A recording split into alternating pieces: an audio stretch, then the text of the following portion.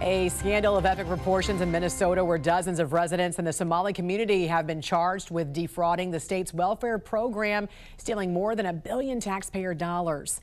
It is an investigation that spans several years, with the FBI under the Biden administration raiding organizations and uncovering multiple government fraud schemes. Joining us this morning to discuss this, as well as the investigation against the Afghan National Guard shooting suspect, is retired FBI Special Agent in Charge and former head of the Chicago PD, Jody Weis. Great to see you, sir. Thanks for joining us. Good morning, Jan. What do you know about this massive fraud investigation that officials have said centers around the very large Somali community in and around Minneapolis, where millions upon millions could have been funneled to the terror group Al-Shabaab, because this clearly has implications for taxpayers as well as our immigration and our national security policies? Yeah, Jan, this is just so disgusting. You think about it, all these shell companies have been put together for services that are literally non-existent, and they sounded legitimate, feeding hungry children, autism, housing, but they were just non-existing services, and billions have gone back in fraud. But the worst thing about this, a large percentage of that has gone to Al-Shabaab, a terrorist group that kills Americans.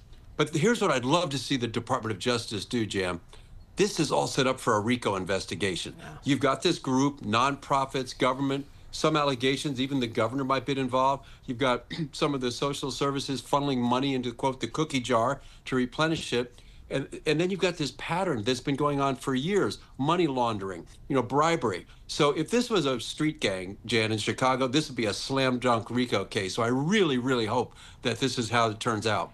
And do you find it disturbing that this has been going on at least since 2022, when the Biden administration's FBI began raiding these organizations? I mean, some 75 defendants were indicted back then associated with this Somali charitable group for stealing taxpayer dollars. If the feds were well aware this was happening and yet thought the governor of that state would still be a good running mate for Kamala Harris, I mean, how disturbing is this? Oh, it's shocking. But, Eric Holder supposedly did the vetting for Waltz, a former attorney general. But you have to ask yourself, Jan, maybe this wasn't really a big deal. What does all this go for in some of these communities? You're buying votes. So until you're caught, maybe this is something that didn't come up on the radar. But it's amazing that the Department of Justice, looking into this, could not identify this and tell the presidential candidate, this is not a good fit. No, especially when you're talking about upward of $1 billion. I mean, this is a lot of money. Yeah. Another foreign national of an enemy country, Afghanistan, facing first-degree murder charges, police say, for killing National Guard troops Sarah Beckstrom and severely injuring Andrew Wolf, who, by the way, is still fighting for his life. Walk us through what law enforcement is doing right now in their investigation following that horrific attack.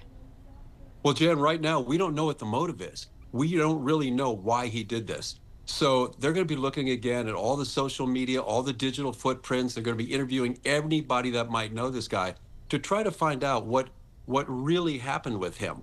So there's still a lot of work to be done. That's why you haven't seen any charges for terrorism yet, because you don't have the motive yet. Well, Homeland Security's Secretary Kristi Noem believes he was radicalized here in this country, but I got to ask you, he allegedly worked with the CIA in Afghanistan, so was he not vetted then? And what does this tell us about foreign nationals of enemy countries that we're relying on to work with our troops and handle the most sensitive information when it comes to national security? Yeah, great question, Jim, because we have to ask, how was he vetted? What did he do in Afghanistan? He was literally a paid mercenary. He got a list of people and locations to go hit. He's in the 0 unit. They went in and they killed people. So what could possibly go wrong when you bring literally a paid assassin on a belief system that is totally foreign to the United States? You bring him to the United States, and we're asking him to assimilate into our culture. What could possibly go wrong with this? But it's different vetting from someone that is basically, can you go out and kill people for us, as compared to coming in and being a productive member of our society. All right. Always great to see you, Jody. Thanks for joining us here on the National News Desk. We appreciate it. You too, Jan. Have a good week. You too. Happening on the other